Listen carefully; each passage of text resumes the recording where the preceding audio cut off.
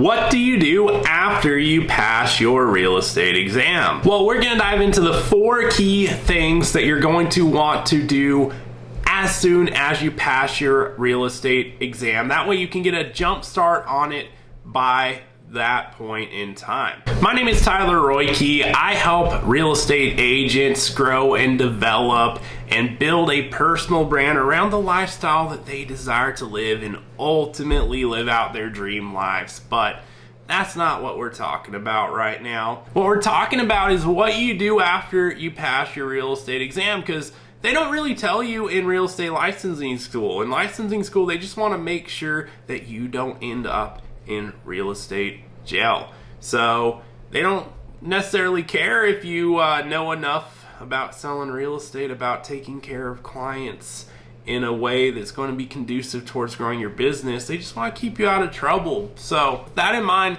let's dive into the 4 key things that you're going to want to do after you pass your real estate exam. That way you can get to it immediately after this video. And if there's anything that I can personally do to help you along the way, you've got a couple options. Leave me a comment if you have any questions, or if you go to the description, there's going to be some resources for you there and a way for you to shoot me an email if you have a need to for whatever reason. But the first thing that you're going to want to do after you pass your real estate exam is to join a brokerage. In order to use your real estate license to conduct business after you get it, you're going to have to hang your license with a real estate broker. Now, that doesn't mean that you are joining a team. It also doesn't mean that you are interviewing for a job. Actually, it's the opposite of that, because when you are selecting a broker, you are actually the one interviewing them. The vast majority of brokerages out there are set up to take on as many new real estate agents as they can. And the fact is, some of them are going to make it, others aren't. But even the ones that don't, they're going to be paying in fees that typically are going to help to cover that overhead that they have to provide the resources that they need to. And then the ones that make it, are the ones that really bring in the upside to that business model. But as far as the broker's concerned, I don't care what someone tells you or how they frame it. The reality of the matter is that you are interviewing them. So you're not interviewing for a job, because in a vast majority of circumstances that you're going to be in as a new real estate agent, you're not going to get paid like you would on a 9-to-5 job. You're going to see this thing on your tax return that says 1099. That means you are an independent contractor. That means you are your own boss, and your brokerage is there to support you, to provide you resources, and in exchange for providing those things and effectively giving you a way that you can use your license now, since you need a brokerage, they're going to get something in the way of upside off of every single deal that you close, especially to start with, because when you're brand new to the business, that's when you're going to need the most help. If anything, that's when you're going to need the most mentorship, the most training, etc. So there's going to be scenarios where things are skewed to take more of your check at the get-go in order to provide you more of those resources when you're getting started. But with all that said, that's the first thing that you need to do after you pass your real estate license. You need to join a brokerage. And that isn't a decision that you should take lightly. I would highly recommend looking at more than one option, because with whatever option you want to go with, it's good to at least have something to contrast it to and compare it to, because if you only look at one option, how do you even know if you're getting the best possible deal? How do you know if you're getting the best possible resources and help and support, etc. that you need? So if you look at the description below, I actually have my email down there. I have a brokerage questionnaire if you would like that, in order to help you find the best possible fit for yourself as you're looking at your options on the brokerage side. Shoot me an email. I'd be happy to send that over to you if you just say in the email that you would like the brokerage questionnaire and that you saw the YouTube video. And in addition to that, I actually have another video where I dive deeper into just some of the things that the brokerages do, that the brokers do and provide, that would be important for you to consider. So you should see that link pop up here somewhere. The second thing that you're going to want to do after you pass your real estate licensing exam is, and I need you to hang with me on this one, you got to look past the paycheck, okay? You got to look past the paycheck, because you don't want to make the mistake of deciding where to launch your real estate business at solely focusing on the commission split. Because in the absence of enough support, mentorship, training, etc. to help you get your business going, well, 100% of zero is still zero. So it's very important that you find balance between a split that actually will work and be conducive towards your growth and success, but not so one-sided to where you have the potential to keep all your money but not any resources to actually help you get your business going and in effect make money. And on the flip side, you want to take the words that any broker you're talking to tells you with a grain of salt, because what speaks louder than words is how they deliver upon it. It's the actions, it's what they actually do. So words are the easy part. It's easy to say something, and this business is full of brokers who will promise you all the bells and whistles, and then you show up to the office and realize that all you're given is a desk and you've got your phone, and you're gonna get told, get to work, call this list. You might be told you're gonna get leads, and then you find out you really get a list of expired listings to call. Guys, any agent that has access to the MLS can pull a list of expired listings. And if you're resourceful enough, you're going to find their phone numbers. This is not something you need someone to provide for you. But oftentimes, when you're so new to this business, you don't just know all that stuff. So that's why it would be good if you leaned on someone who knew how to navigate the business, who isn't going to tell you that you need to come work with them in order to get these things that you could get in any situation. So you got to be very careful. Don't take someone telling you that you're going to get leads as the end all be all. No, really question it. Really dive deep into it. Okay, you're going to get leads. Where are they going to come from? What's the commission split on the leads? How many leads are you getting? What's the quality of the leads? Are they just random people that have never actually been contacted by the brokerage? Or are they leads that everyone in the brokerage is calling? Or are they, someone that was a previous client at some point in time? Because all those things are going to make a big difference in terms of the quality and how much opportunity is there. So don't just take leads as, hey, I'm going to get leads. It's like, well, I can't even tell you what that means unless you really dive into the details of it. So it's really important to, take the words with a grain of salt and dive deep into the details, and know that in most circumstances, it's going to sound a lot better when you're hearing about it than it actually is when you're there and seeing how it actually plays out. So when you're interviewing brokerages, see what they provide, dive deep into the details, ask the right questions, and then make the best possible decision on what seems to be most in alignment with what you want to go out and do with your real estate license. So the third thing you'll want to do after you pass your real estate exam has to do with your immediate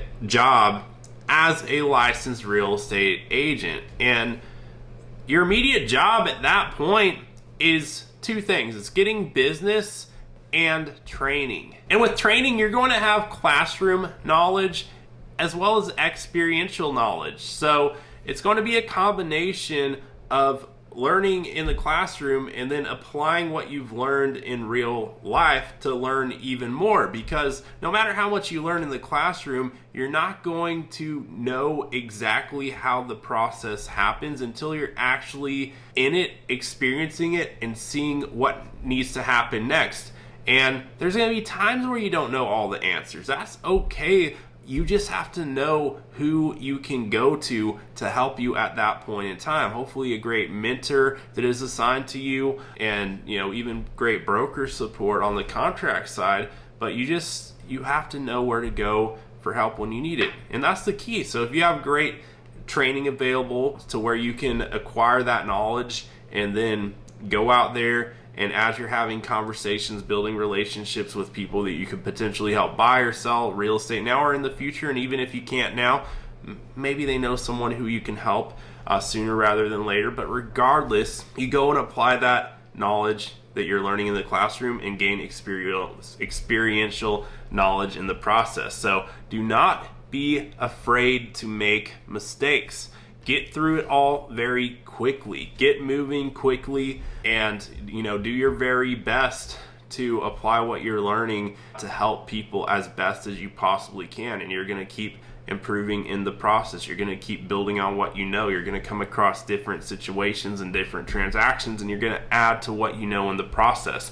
And it only happens if you're out there making stuff happen. So you can't just be sitting on what you learn in the classroom. When I say classroom, it doesn't necessarily need to be a physical classroom. It can be offline, online, regardless. It's a situation in which you're training, learning from other highly productive people in our business that have been through it before, that are showing you how the processes work, and you're adding that to the most valuable thing you've got, your mind, because you can go out and create the life you want through real estate, and you do that by applying your mind to it in the right way.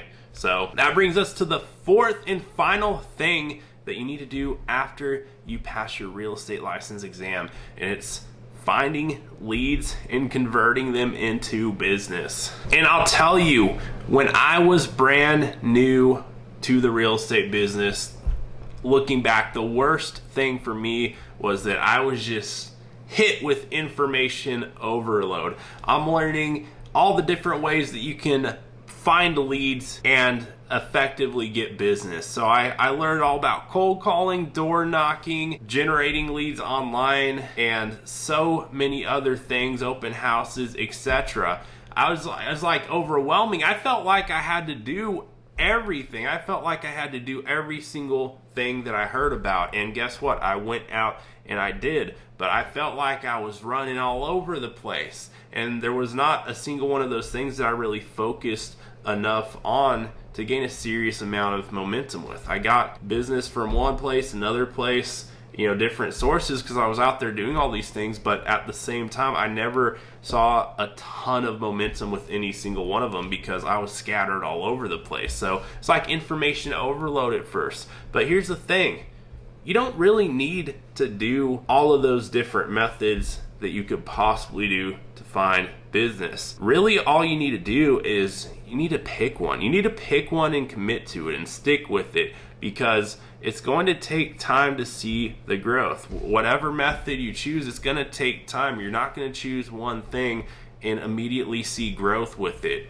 It's going to take applying yourself to it over a long course of time until you really see the product of what you've been doing. And I'm talking, this is something that's going to take months. It could take a year, but you've got to pick something and go with it. And building upon that, look at someone who's highly productive in your business. Learn from someone who, when you figure out what method of finding leads that you want to do on a consistent basis, go and find someone who is doing that at the highest level. Someone who is, doing as much business as you'd ever want to do, if not more, maybe even more than you initially thought was possible. But find that person and learn everything that you can from them. Pick someone who has a system that you can follow. Learn it and then follow it to a T. Do not deviate from it, because you don't yet have enough experience to make it your own. Over time, if you stick to it to a T, maybe you find a way that you make it your own over time after it's already working for you. But pick someone who is doing the method of generating leads that you feel like resonates with you the most, that you can see yourself doing on a consistent basis the most, and don't try to reinvent the wheel. Don't try to do it all on your own. No, find someone who has a system, learn the system, apply it to a T, and do that consistently. So find someone like that. And all finding leads comes down to is this: it's finding people. You're not just finding leads, you're finding people. Leads are people. And in order for someone to do business with you, They're going to need to know you, like you, and trust you enough to want to move forward with that process with you, because there's plenty of options in the marketplace, but there's going to be someone who has that connection with them, and that person can very well be you if you're putting yourself out there in the right way, and if enough people know that you're an option that they could possibly work with to move towards this next goal that they have with real estate. So there you have it. Those are the 4 things that you'll want to do after you pass your real estate licensing exam. That way you can have a jump start on it if you're working towards that point right now. And for those of you who are working towards getting your real estate license right now and perhaps have this exam on the horizon, I'd like to know, what city and state are you located in? Let me know in the comments below. And if there's anything I can possibly do to help you now or in the future, let me know. Feel free to reach out via email if you feel like there's something I can potentially help you with moving forward here. But otherwise, make sure you're subscribed. If you liked the video, you know what to do already. And hopefully I will see you on the next one. Thank you so much for watching, and we're out.